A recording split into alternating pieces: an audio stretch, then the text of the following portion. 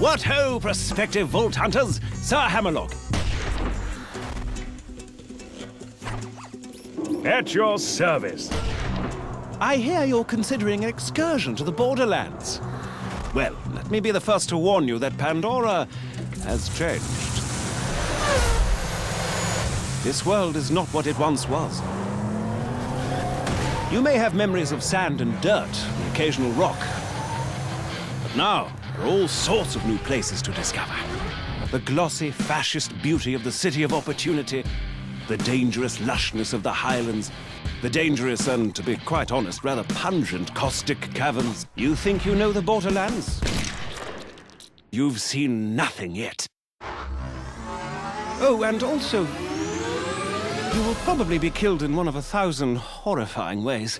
You see, the Borderlands have been taken over by a nefarious so-and-so called Handsome Jack. And only you can stop him, because you are a badass, you see. Of course, what variety of badass is up to you. There are 4 classes to choose from, each with their own unique strengths, as well as numerous heads and skins if you wish to visually customize your character. But anyway, let's talk violence. Maya, the Siren, can use her phase lock ability to control the battlefield, imprisoning enemies, healing her allies, and dealing an awful lot of elemental damage. See those bandits?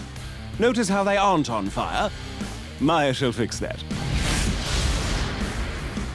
The Commando Axton uses his saber turret to attract the hatred of his enemies and deal a great deal of damage. He can also attach a nuclear bomb to his turret, causing a hilariously large explosion every time he deploys it. Which is fun. If you're interested in sniping or stabbing people through the chest with a bloody large katana, then perhaps Zero the Assassin might be more your speed.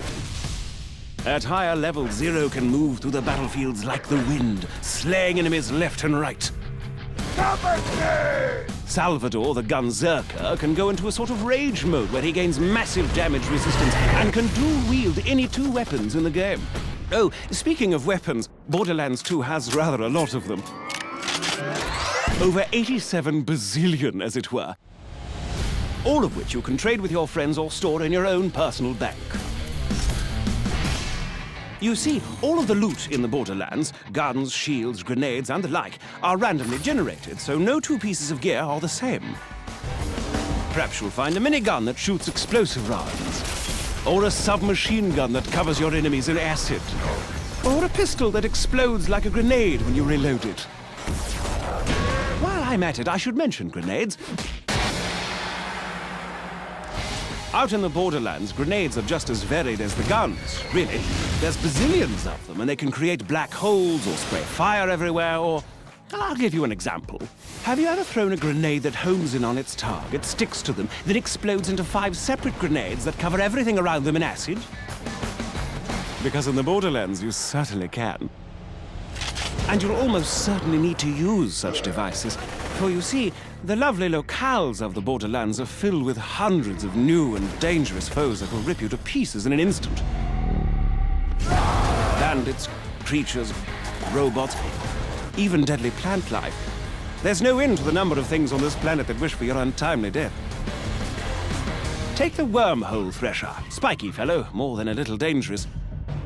He can attack you with his tentacles, dive underground to hide from your gunfire, and lob spikes at you from a distance.